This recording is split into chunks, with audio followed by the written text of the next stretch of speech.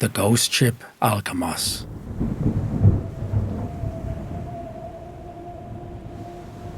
The Ghost Ship Alkimos is a ship that ran aground off the coast of Western Australia in 1963, defying all attempts to salvage her and driving anyone who went on board away, whether they were caretakers, salvage teams, or just curious visitors.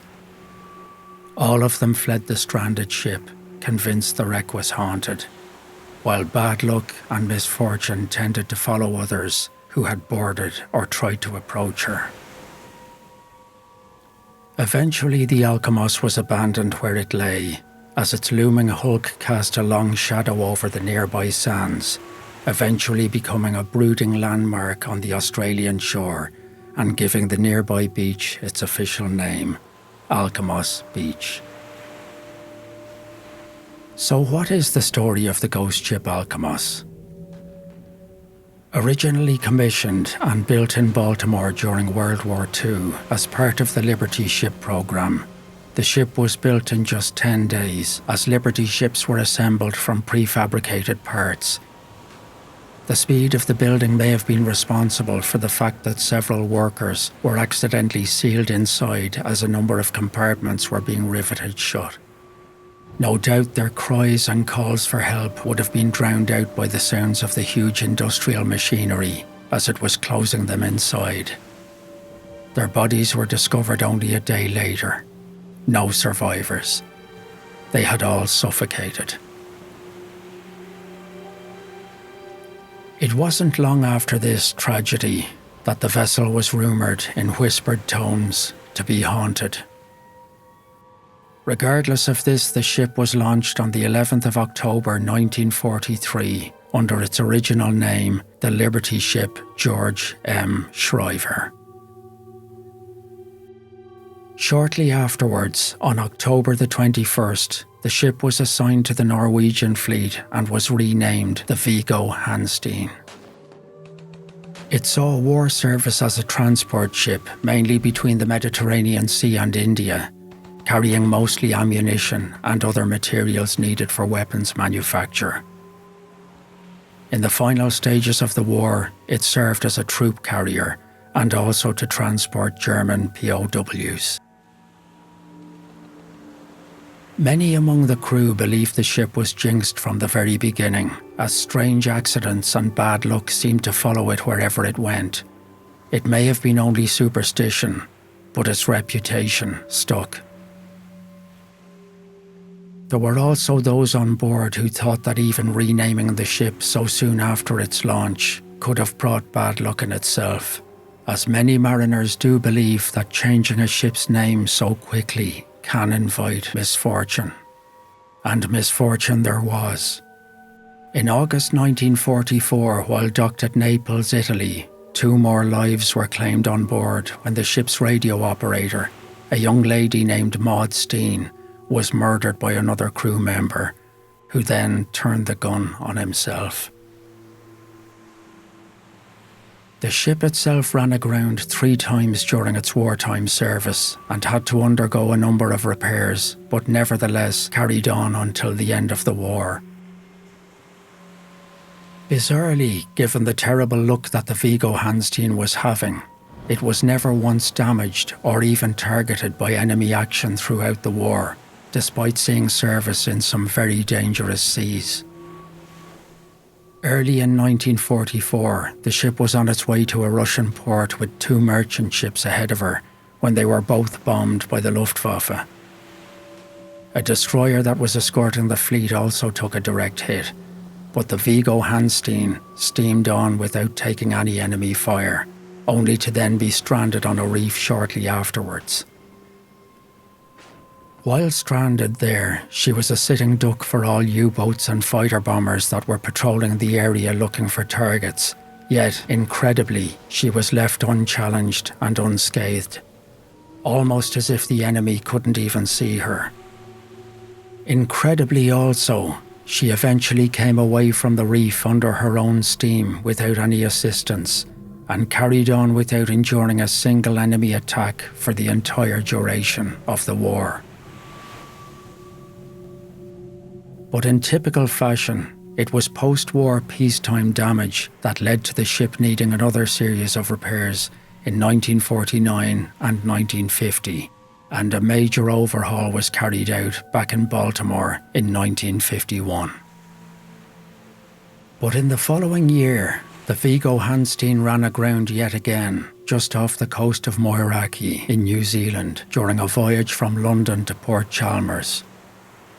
A tug was sent out to refloat the vessel, and after some difficulty managed to get its 10,000 tons of dead weight back out to sea by next afternoon, and she continued on to Port Chalmers with a little damage but still seaworthy.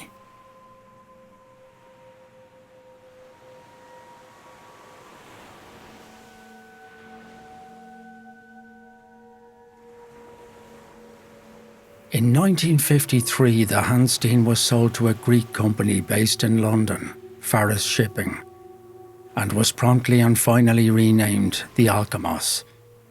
But her look did not change with her name, and if anything, served to reinforce superstitions.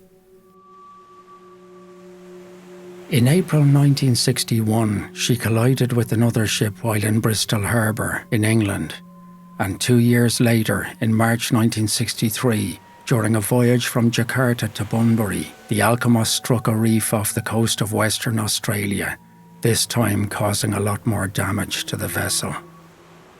Initially, the ship was salvaged and refloated successfully before being towed on to Fremantle in Perth, Western Australia. After 2 months of repairs and a dispute over who should pay for them, the owners were finally ready for her to set sail again. But the ship, now known as the Alkimos, had very different ideas. A tug ship en route to Hong Kong was sent to tow her out to sea. All went well until about half an hour into the journey, when the tow suddenly snapped and the ship drifted landward, beaching herself once again on the coast. This time, all attempts to refloat her failed, and so it was decided to fill the vessel with water to weigh her in place, while decisions were made on what to do next with the troublesome ship. At this stage, the Alkimos was still intact, with no major damage. A caretaker was commissioned to look after the ship in the meantime, and it was then that the first specific recorded incidents of a strange presence on board occurred that would give the Alkimos its enduring reputation. The caretaker, a young American exchange student named Wayne Morgan, thought the post would be ideal for him to study in peace and also to do some line fishing in his leisure time. Keeping a diary during his time on the Alkimos, his first enthusiastic entries described how much he was going to enjoy the quiet and the sea air. But as it turned out, he was able to do neither. It wasn't long before the entries began to take a much darker tone, as he described the presence on the ship closing in around him. He began to hear strange noises around the decks and cabins that he couldn't explain and initially tried to dismiss. But then he couldn't shake the feeling of a malevolent, persistent air throughout the hulk, and then the sounds became stronger and more persistent. He began hearing footsteps at night above his cabin and along the deck. "This place is no place for anyone with a weak heart," he wrote.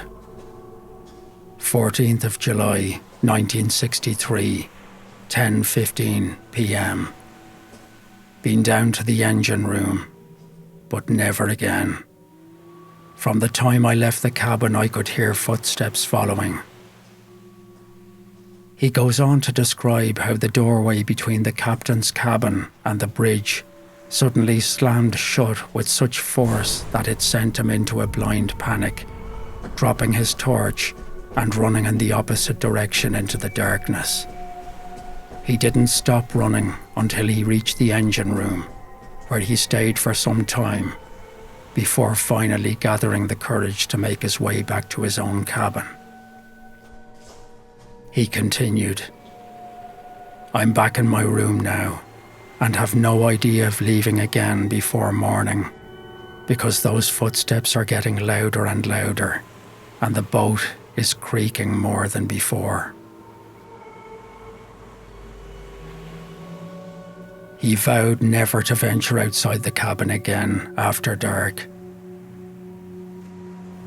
But the sounds, the footsteps, and the presence persisted, night after night, as the ship and its spectral presence continued to torment the young man to the brink of insanity, before finally driving him off the Alkimos altogether.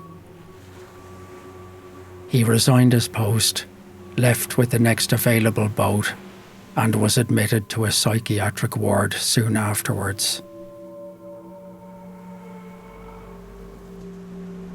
After the young man fled from the ship, the owners replaced him with a crew of Filipino watchmen, but they too soon began to experience problems. Their equipment would disappear and then turn up in other parts of the ship. Strange noises would be heard around the vessel. Cooking smells would come from the empty galley, even though there was no food being cooked and the stove was cold to the touch. They too left shortly afterwards, wanting nothing more to do with the ship, its strange ambience, or its ghostly presence. The crew was eventually replaced by a young married couple who may or may not have been aware of its ominous reputation. But during their stay one stormy night as a gale force was raging outside, the young woman, who was heavily pregnant at the time, took a bad fall. A large crew from the mainland was immediately scrambled, but by the time they had reached the ship in the storm, her unborn child was already in serious danger. She miscarried in the hospital several hours later. Heartbroken, the young couple left their station on the Alkimos, never to return. All of the following caretakers were also driven from the cursed vessel, as its strength and malevolence seemed to only increase with each posting.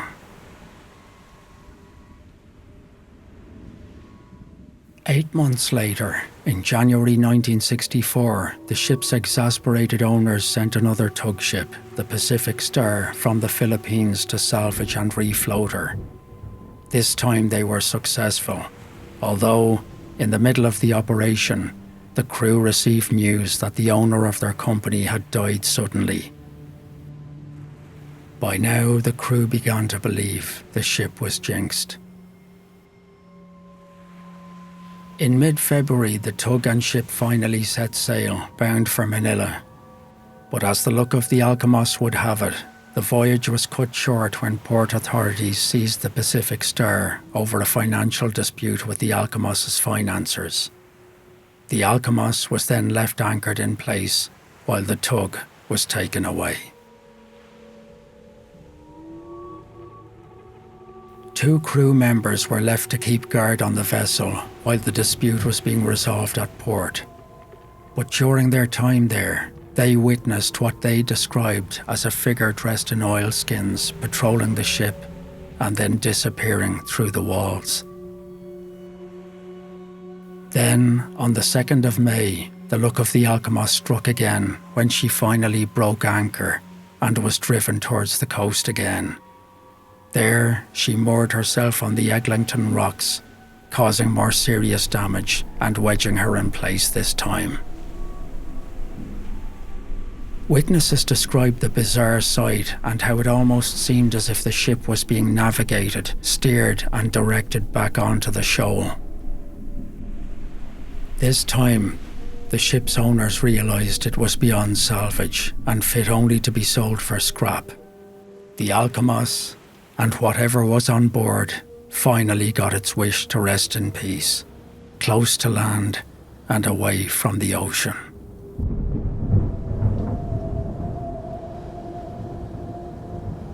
By 1965, the wreck's reputation had spread far and wide, as locals and fishermen also reported seeing a figure in oilskins wandering the ship.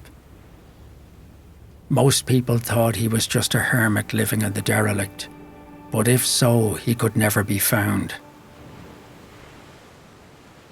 It's worth noting that 5 other crewmen from the Pacific Star also claimed that during the tow, they had seen a figure standing at the stern of the Alkimos before disappearing in front of their eyes. The Pacific Star itself went on to endure a run of horrendous luck in the following year, repeatedly breaking down and needing constant repair. And on the 20th of August 1965, a Perth news bulletin reported that the tug ship had struck a reef en route from Fremantle to Hong Kong. It then slipped into deep water and sank altogether. Thankfully, no lives were lost. Back on the Australian coast, visitors to the ghostly wreck also claimed to hear what they thought was the sound of a dog barking from the bowels of the ship, even though the source of the sound was coming from deep underwater. Regular, unexplained fires would also be seen igniting on board with no explanation. In 1969, a salvage crew was driven off the wreck by one such fire, and every time they returned, the fire would start again. Clearly the Alkimos, or whatever presence was aboard, wanted to be left alone.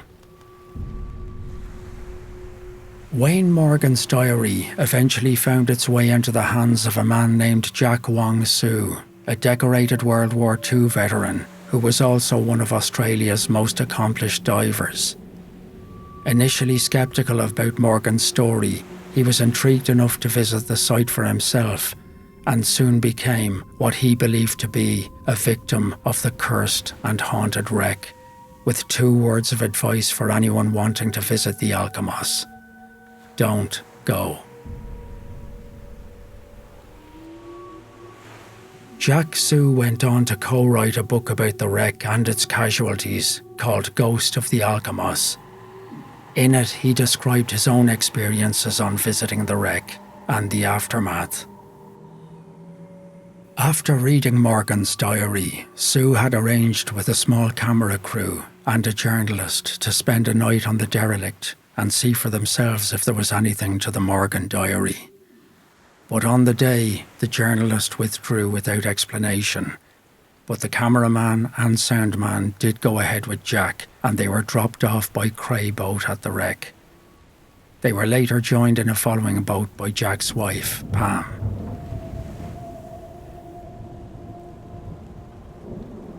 It was a chilly July winter evening on the ship. The crew spent hours setting their equipment up, hanging microphones in various cabins and compartments, setting up cameras and running the cables.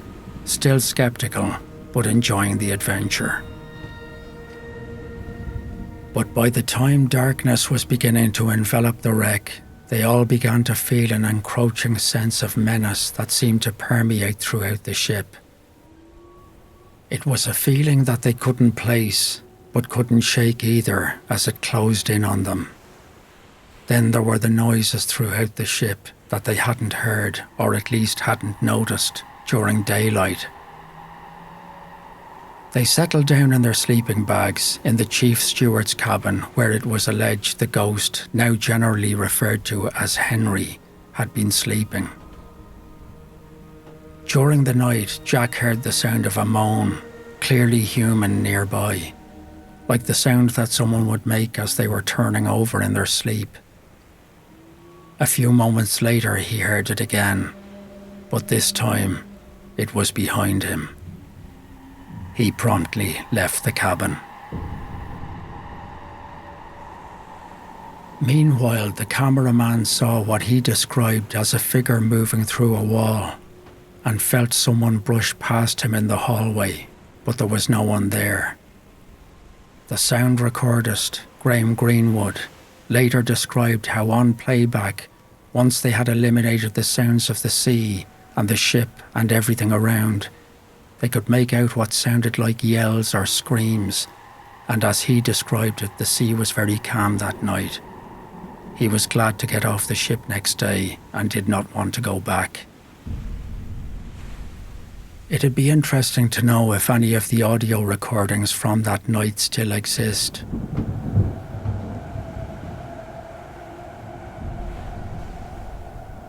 Jack Sue himself has said that he suffered a long run of ill luck and ill health in his life after visiting the wreck that night.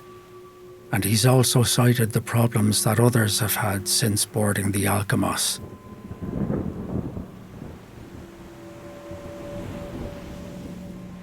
In 1969, the skull of a long-distance swimmer named Herbert Voigt was found in the waters around the Ghost Ship just weeks after he went missing.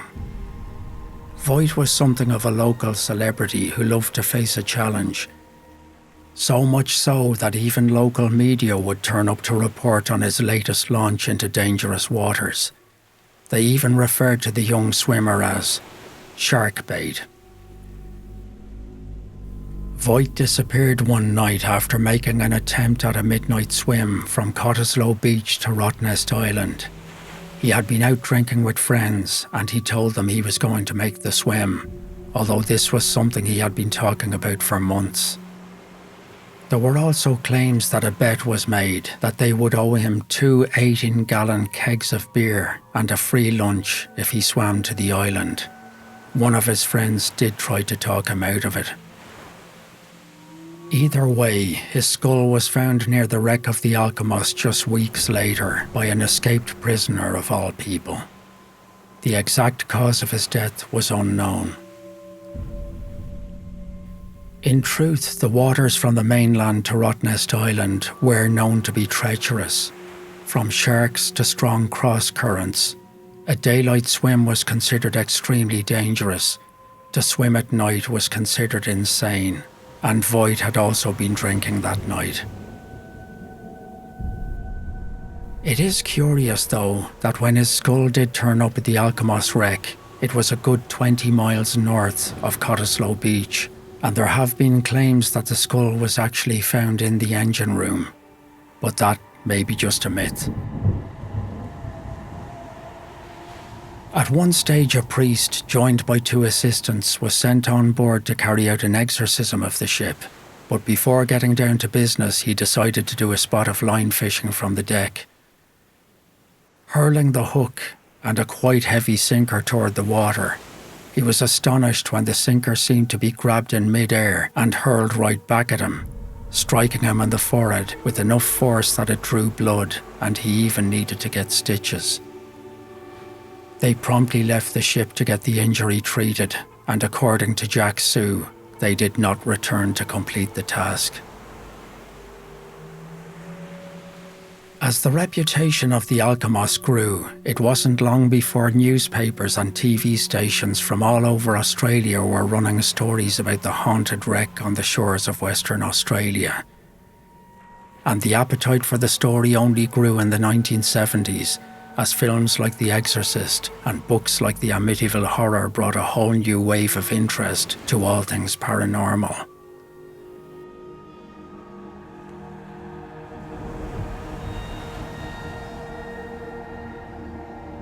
Surfing the crest of the wave, the Perth Weekend News decided to send a crew to spend a weekend on board the haunted hulk. But from the very beginning, the mission was beset with problems. Preparing to launch from Quinns Beach, the launch ramp collapsed under their dinghy. When they eventually did manage to launch, a freak wave from an otherwise calm sea reared up and slapped down hard on the vessel, flooding it and drenching everything on board except for the equipment, which luckily had been kept in watertight containers. But everything had to be taken out and put back on dry land while they bailed the water out of the boat.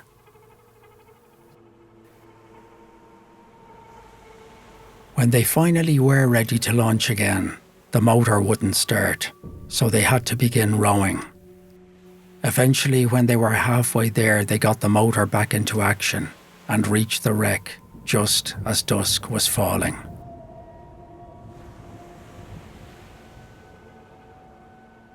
While they were unloading, they decided to light the petrol lamp which they had brought with them, and it immediately exploded on lighting. Luckily, none of them were injured, but with the weather lamp now destroyed, they had very little light to work with as they pushed on.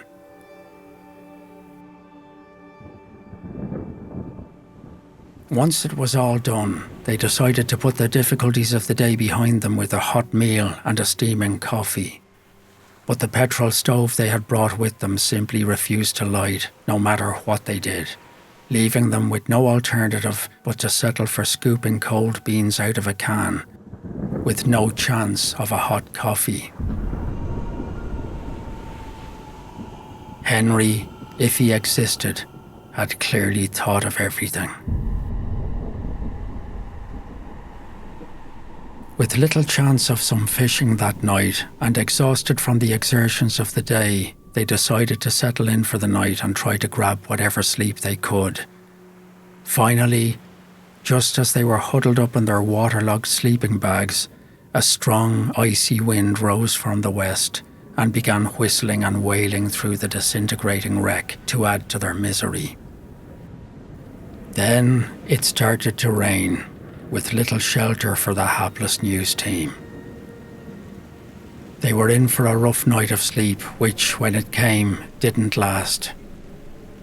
Among the waves, the chill wind, the rain, and the creaking of metal all around, they were awakened by the sounds of a dog barking from down below, a sound that had not been heard since the Alkimos first beached, and as before, it was coming from well below the waterline. Two of the crew were certain that the bark sounded like that of a terrier. Either way, with the day that it was and the night that followed, it was not one they were likely to forget. Jack Sue himself noted in his book that even during its wartime service, the ship's engineer had logged the sound of a barking dog coming from the engine room.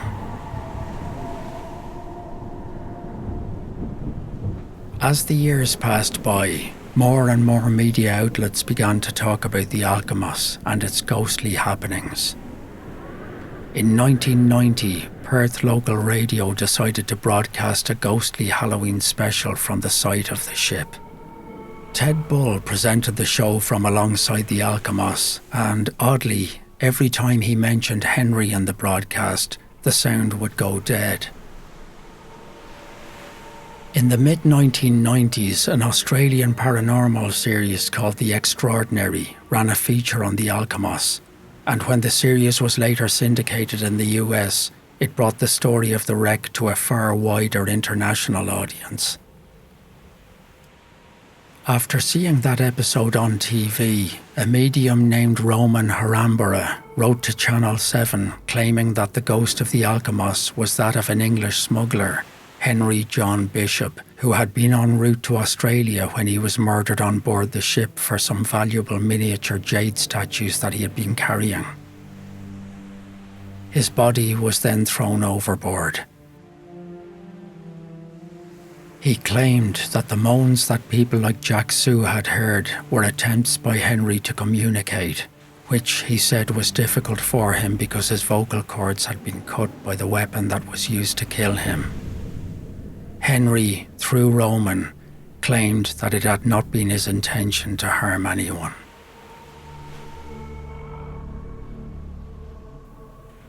Channel 7 forwarded the letter to Jack Sue, and Sue then went on to include the letter in his publication of Book 2 of Ghost of the Alkimos. Describing it as an evil ship, Jack continued to advise others to stay off the derelict and just let it rust and disintegrate in peace.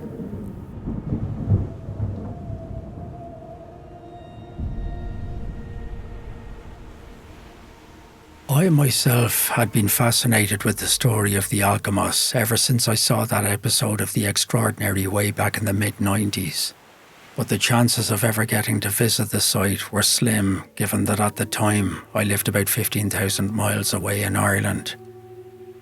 But many years later, I went to Australia to visit a friend, and while I was there I remembered the Ghost Ship. And when I checked its location, I was astonished to see that in all the 3 million square miles of Australian territory, the haunted wreck was only a 40-minute drive away from where my host was living. So I told her all about the ship and we drove over there that afternoon. By that stage there was only the mast left above the water, looking something like a rusting periscope poking out of the waves.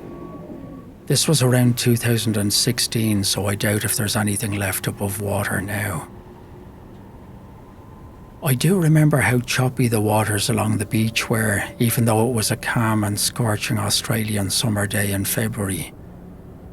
When I mentioned the choppiness of the water, I still remember her saying, "Imagine all the spirits that are in that water."